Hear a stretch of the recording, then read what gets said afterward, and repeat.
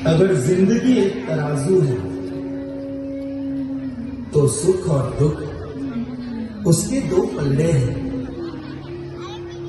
कभी सुख का पलड़ा भारी तो कभी दुख का पलड़ा भारी। इस दुनिया ने हजारों फिलोसोफर्स देखे, हजारों मोटिवेशनल स्पीकर्स देखे, लाखों अभिनेता देखे और करोड़ों अच्छी किताबें देखी। लेकिन हैरान कर देने वाली बात यह है कि आज भी दुनिया में 60% से ज्यादा लोग दुखी हैं और यह संख्या साल दर साल बढ़ते जा रही है। ऐसा क्यों? क्यों चारों तरफ है नेगेटिविटी? क्या खत्म हो गई है सेंसिटिविटी? क्यों फेल हो गए हैं सारे तंत्र? इस जिंदगी का आखिर क्या है मंत्र? दुख और दर्द से कौन बचा है? सुख शांति का क्या है उपाय? कोई तो आखिर हमें बताए। दुख और दर्द से कौन बचा है? सुख शांति का क्या है उपाय? कोई तो आखिर हमें बताए।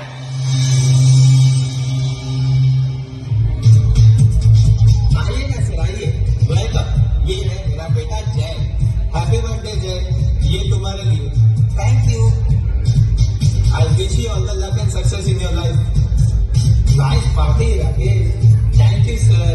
ये है मेरी वाइफ अवनी और ये मेरी बेटी रचना। हेलो। घर तो बड़ा शानदार बना है राकेश। जर्मन डिजाइन सर, सब कुछ इम्पोर्टेड। ये झूला छोड़ के ये राजकोट का है।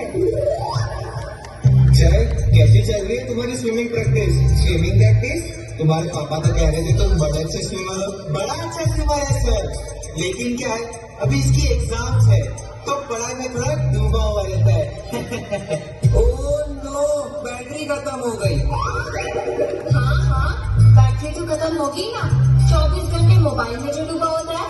मोबाइल में पढ़ाई करता है सर, पढ़ाई करता है। हेलो रचना।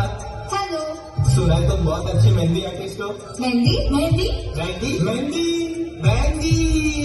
हाँ सर, बहुत ही अच्छी मेहंदी आर्टिस्ट है, लेकिन क्या है मेरी वाइफ को मेहंदी की स्मेल से एलर्जी है तो बंद कर दी। सर आप आइए ना, बैठिए बैठिए। नहीं बस मुझे काम से बाहर जाना है, अगली बार डिनर का प्लान बनाते हैं। Okay? Of course sir, my wife is a very nice cook. Nice cook? Nice cook, nice cook. Really? चलो done, see you in the office. Okay sir, bye bye bye. Nice cook? तुमने मुझे आखिरी बार kitchen में कब देखा था? अरे करना पड़ता है, प्रमोशन के चांसेस है। एक बार प्रमोशन हो गया ना तो लाइफ सेट हो जाएगी। और कितनी लाइफ सेट करनी है तुम्हें? तो ये सब क्या मैं मेरे लिए कर रहा हूँ? हमारे परिवार के लिए कर रहा हूँ। कौन सा परिवार डैड? जय को मैंने सिर्फ सेल्फी लेते वक्त स्माइल करते देखा है।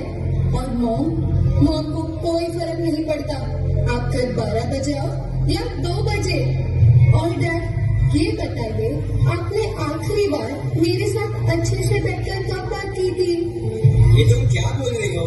इतना सब कुछ तो है हमारे पास, और खुश रहने के लिए चाहिए क्या? डैड, हम भले ही बाहर से खुश लग रहे होंगे, लेकिन क्या हम अंदर से खुश हैं?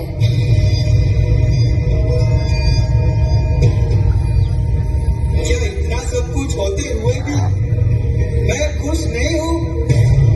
सुख सुविधाओं के बड़े हो गरीब और मन से तुम्हें शांति नहीं। अंदरूनी लड़ाई हो लड़ते रोज, कौन कराए फ्री रास्ते की खोज?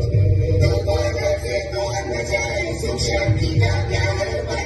कोई तो आखिर हमें बताए। संभाल के, धीरे बैठो। मम्मी, सब ठीक तो है ना? पापा, डॉक्टर ने क्या कहा? मम्मी ठीक तो हो जाएगी ना? हाँ बेटा, सब ठीक है, डरने की कोई बात नहीं है। उससे झूठ मत बोलो, कभी ना कभी तो सच बताना पड़ेगा ना। बेटा, मम्मी का ट्यूमर वापस आ गया है। वक्त बहुत कम है, 3 महीने महीने, ज्यादा से ज्यादा 5 महीने। नहीं, नहीं, झूठ बोल रहे हो आप। ये गलत है। मम्मी हमें छोड़कर नहीं जा सकती। झूठ बोल रहे हो आप। मम्मी, ऐसा कैसे हो सकता है?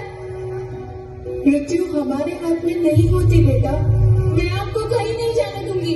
आप चलो मेरे साथ, चलो आप।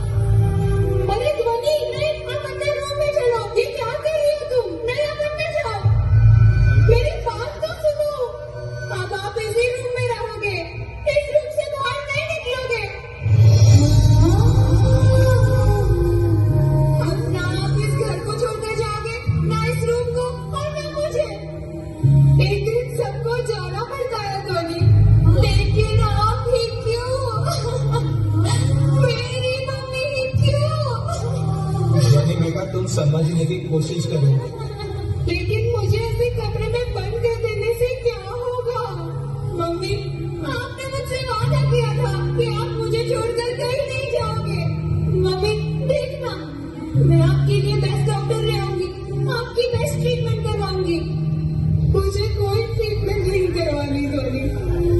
मैं मेरा आखिरी वक्त तुम सबके साथ बिताना चाहती हूँ। मैं इन आखिरी दिनों में मेरी सारी जिंदगी जीना चाहती हूँ। शायद कुदरत को यही मंजूर था। नहीं,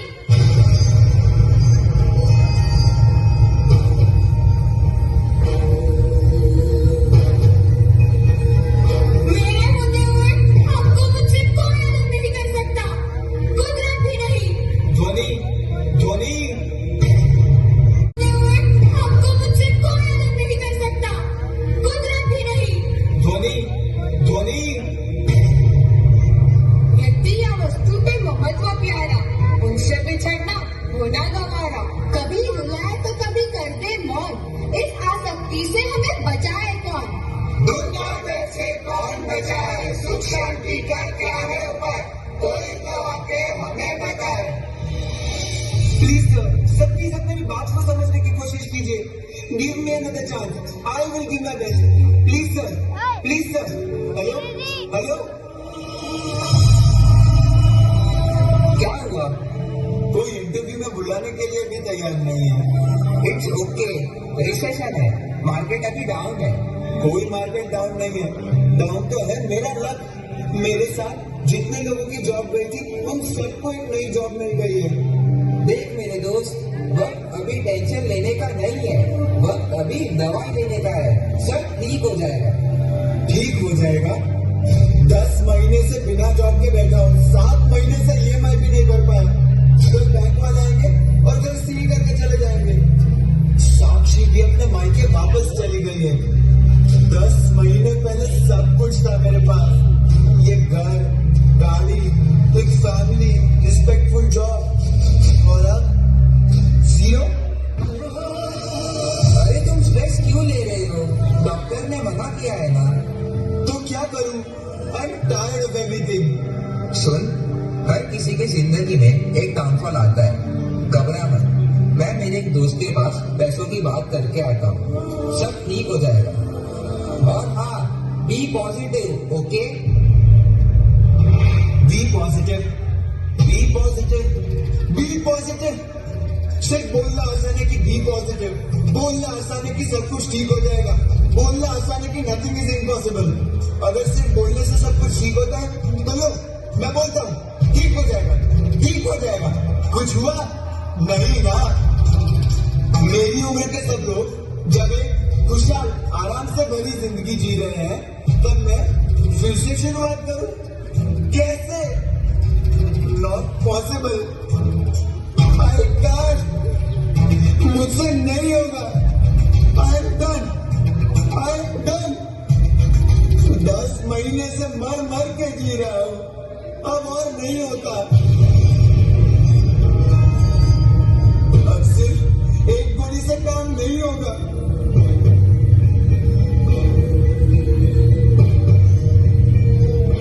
ऐसे रोज मर मर के जीने से तो अच्छा है कि मैं तनाव का बोझ सर पे ले लेंगे, हार का जान हम यूं ही दे देंगे। अब के उस पार क्या है जरा बोल, क्या यही है हमारे जीवन का मोल?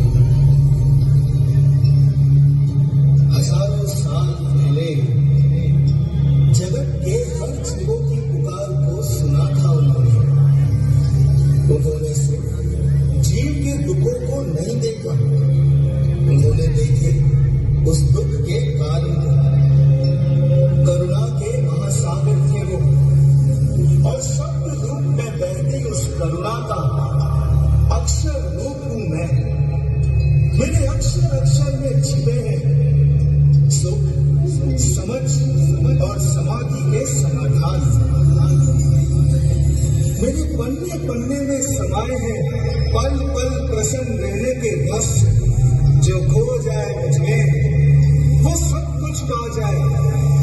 तुम्हारे सारे सवालों के जवाब समाविष्ट है मुझमें। मिलो मुझको, परमात्मा की समझ को मिलो और स्वयं समझ जाओ। परमात्मा महावीर के श्री मुख से प्रकट होने वाला मैं हूँ, श्री आदम ग्रंथ।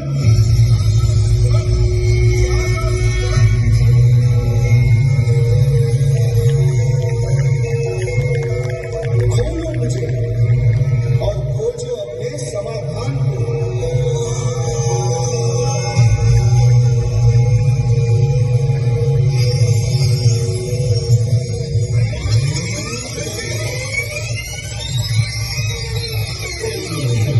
क्या इतना सब कुछ होते हुए भी मैं खुश नहीं हूँ? भगवान महावीर ने फरमाया है कि पीस ऑफ माइंड बाहरी सुख सुविधाओं से नहीं बल्कि आंतरिक संतुष्टि से मिलता है, और आंतरिक संतुष्टि के लिए समाधि भाव का अनुभव करना जरूरी है। इसीलिए भगवान महावीर कह गए हैं कि भाव समाधि को प्राप्त करने का एकमात्र मार्ग है असत्य का त्याग करना। यानी सत्य ही मानसिक समाधि का कारण है। यही जिन आदम का सार है।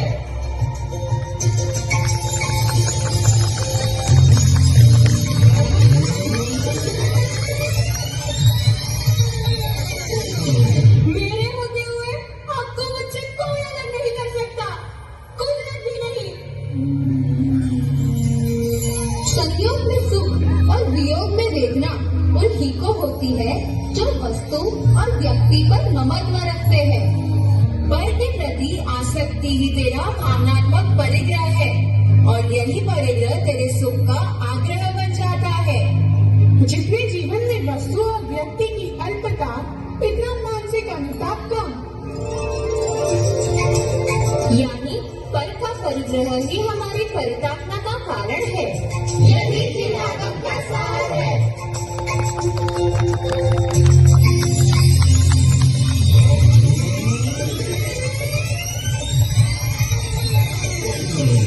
ऐसे रोज मर मर के जीने से तो अच्छा है कि नहीं? भगवान महावीर ने फरमाया है कि जब समय अपना शत्रु बन जाए तब समझ को ही मित्र बना लेना चाहिए। क्योंकि समय तेरे हाथ में।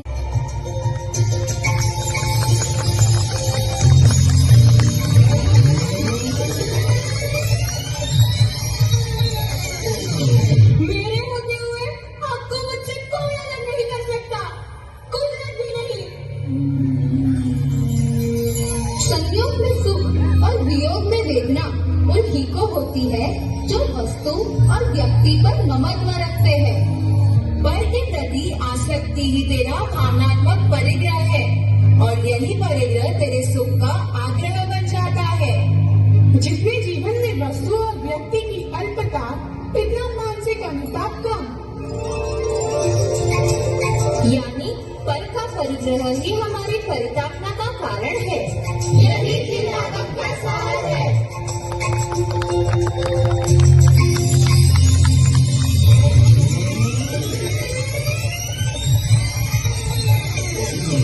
ऐसे रोज मर मर के जीने से तो अच्छा है कि नहीं? भगवान महावीर ने फरमाया है कि जब समय अपना शत्रु बन जाए तब समझ को ही मित्र बना लेना चाहिए। क्योंकि समय तेरे हाथ में नहीं, पर समझ तेरे हाथ में है। और इसीलिए स्वयं का अंत करने के बजाय तू समस्या के अंत के बारे में सोच, उसी में ही समझदारी है। याद रखना, जगत का एक भी दुख शाश्वत नहीं है। दुख आया ही है, जाने के ही है। यानी समय सही ना हो तो समझ को ही साथी बना लेना चाहिए। यही जिन आदम का सार है।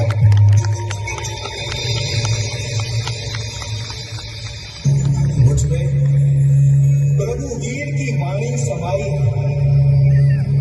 मुझे समझोगे तो ये जानोगे कि जैन धर्म सिर्फ धर्म नहीं है, जिंदगी तरीका है। और जिस दिन तुम ये समझ जाओगे